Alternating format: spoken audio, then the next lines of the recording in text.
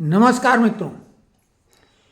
कल 20 नवंबर को नीतीश कुमार 10वीं बार बिहार के मुख्यमंत्री पद की शपथ ग्रहण करेंगे और इस तरीके से वो एक ऐसा रिकॉर्ड भी बना देंगे जिसको निकट भविष्य में शायद ही कोई तोड़ पाएगा, क्योंकि राजनीति इतनी अनिश्चितताओं भरा एक खेल हो गया है कि इसमें कोई व्यक्ति अपना कार्यकाल पूरा कर ले, यही बड़ी बात। लेकिन इसमें एक और आश्चर्यजनक बात है कि ये ऐसे नेता रहे हैं जिनके दल ने कभी भी स्पष्ट बहुमत ही प्राप्त नहीं किया। यही नहीं, पिछली बार उनका दल विधानसभा में तीसरे पायदान पर था, फिर भी वो मुख्यमंत्री रहे। तो एक अद्भुत उन्होंने कीर्तिमान स्थापित कर लिया है। साथ में आपका यह चैनल भले ही बहुत कम लोग देखते हों, लेकिन अच्छी चीज़ बहुत कम लोगों के पास ही होती है और कचरा तो कहीं भी बिखरा रहता है। आपका ये चतुर्थ स्तंभ और आपका ये मित्र चंद्रहास दीक्षित बहुत बड़े बड़े पत्रकारों, अखबारों, न्यूज़ चैनलों, ज्योतिषियों को चुनौती लगातार देता रहा है और एक बार भी हमारी बात गलत साबित नहीं हुई। बड़े बड़े चैंपियन पत्रकारों को उसी दिन हमने बोला कि ये ऐसा संभव नहीं है। ज्योतिषियों ने जब बाई राखी ने बोला तेजस्वी मुख्यमंत्री बनेंगे, हमने कहा ये तो एक भूल जाओ, इस बार वो जीवन में कभी मुख्यमंत्री नहीं बनेंगे।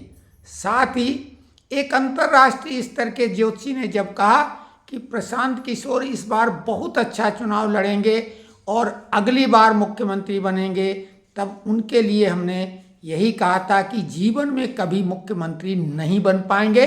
लगा लो अपनी ग्रह नक्षत्रों की ताकत के साथ अपनी व्यक्तिगत ताकत भी। और हमने ये दावा किया था कि प्रशांत किशोर नेता ना कभी था ना हो पाएगा, वो पेटी कॉन्ट्रैक्टर है। ये शब्द हमने इस्तेमाल किया था कांग्रेस का, क्योंकि जो विदेशी फंडिंग आती है इस देश की राजनीति को अस्थिर करने के लिए, वो कांग्रेस के थ्रू आती है। केजरीवाल भी एक भागीदार थे बड़े, लेकिन उनका रुतबा घट गया, तो अब सीधे सीधे कांग्रेस इकलौती मुख्य ठेकेदार है और प्रशांत किशोर जैसे पेटी कॉन्ट्रैक्टर, छुटभइये ठेकेदार उनके पॉकेट में पड़े रहते हैं। ये कोई नेता वेता नहीं। और हमने कहा था ये चुनाव नहीं लड़ेगा प्रशांत किशोर और इसकी पार्टी 0/सन्नाटा रहेगी, ये हमने कहा था। हमने कहा अगर ये खाता खोल ले यही बड़ी उपलब्धि होगी। तो बहुत सारी बातें सही रहीं। यही नहीं, जब लोग बोल रहे थे कि नीतीश कुमार मुख्यमंत्री नहीं बनेंगे, तो हमने चुनौतीपूर्ण अंदाज में कहा था नीतीश कुमार ही मुख्यमंत्री बनेंगे।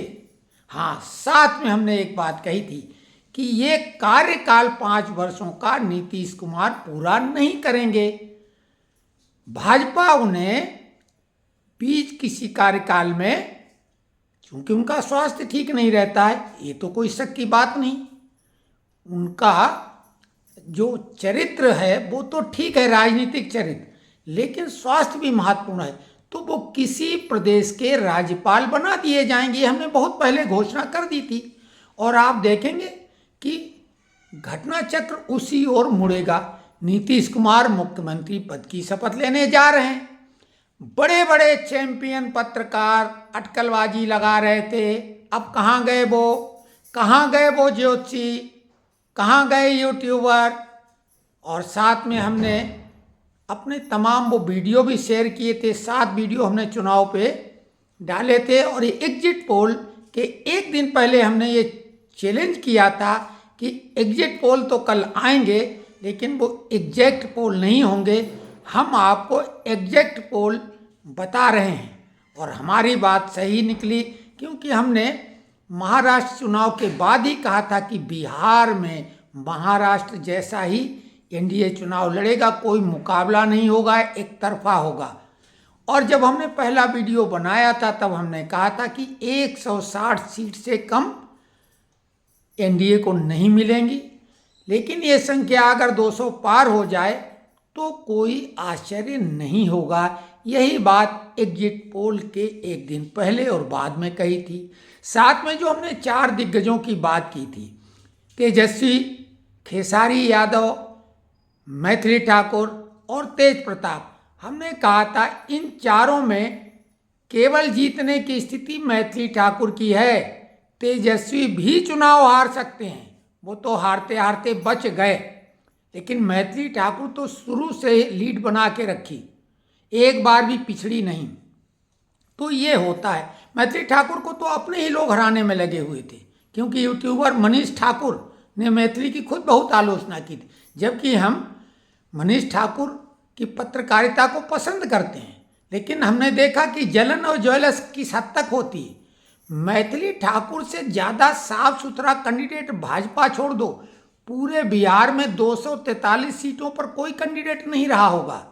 आप अनुमान लगा लो, एक सामान्य परिवार की बच्ची ने अपनी प्रतिभा की बदौलत अंतर्राष्ट्रीय स्तर पर अपनी ख्याति स्थापित की, ख्याति अर्जित की। तो अब वो व्यक्ति जो अपनी मेहनत से कुछ अगर अर्जन कर रहा है, उस पे लोगों को दिक्कत है। दूसरी तरफ भ्रष्टाचार की जो मीनारें खड़ी कर रहे हैं, उन पर टिप्पणी करने से भी लोग बचते हैं। तेजस्वी और मुलायम, अखिलेश अब कहना चाहिए, मुलायम और लालू का परिवार बेहद गरीब परिवार था। अपने मोहल्ले में भी गरीबों में गरीब परिवार थे ये।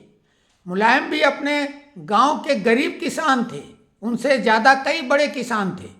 लालू के परिवार में पहला उनका बड़ा भाई चपरासी की नौकरी वाला था, तो आज वो अरबपति खरबपति हुए हैं। लेकिन उनकी चाटुकारिता में आए दिन कई पत्रकार ऐसे बिछे रहते हैं, और टीवी चैनल वाले भी ऐसे पत्रकारों को बुलाते हैं जिन्हें कुछ भी, जिनका कहा विश्लेषण, मतलब क्या कैसे बुला लिया जाता है उनको गाली खाने के लिए। अब हमारे जैसे लोगों को तो बुलाएंगे नहीं। हम तो चुनौती कई बार प्रस्तुत कर चुके हैं पत्रकारों को भी और चैनलों को भी, क्योंकि झूठ परोसते हैं बिल्कुल बेशर्मी के साथ। तो पुनः दावे के साथ कर रहे हैं, भले कम लोग देखते हों, लेकिन जो देख लेते हैं उन्हें मालूम हो जाता है कि हाँ, अभी भी सत्य जीवित है। सत्य नाम के चैनल बना लेने से सत्य नहीं बात निकल जाएगी। हमारा चैनल वो चैनल है जिसको चौथा खंभा प्रजातंत्र का कहा जाता है। हमने वो नाम रखा है, अपने चैनल का नाम चौथा खंभा रखने के बजाय सीधे वही नाम रखा है, चतुर्थ स्तंभ, जो जर्नलिज्म, पत्रकारिता को वाकई में बढ़ाता है और प्रजातंत्र की छत को अपने पे मजबूती से रोक के रखता है। आज जब सरकार के तीनों अंग आपस में ही भिड़ जाते हैं और अपने को सुपर बताने में लगते हैं, ऐसे में तो इस चतुर्थ स्तंभ की भूमिका ही सबसे ज़्यादा महत्वपूर्ण है। और इसमें भी सीमेंट की जगह रेत और सरिया जंग लगी हुई, पत्रकारिता भी ऐसी ही हो गई है, धंधेबाजी वाली। तो हमारा YouTube चैनल है, मोनेटाइज है, लेकिन हमने इसको धंधेबाजी के लिए नहीं बनाया है, सही और खरी बात कहने के लिए। कमेंट्स में लिखिए कि ये वीडियो कैसा लगा, और दिल खोल के कमेंट्स करिए आप।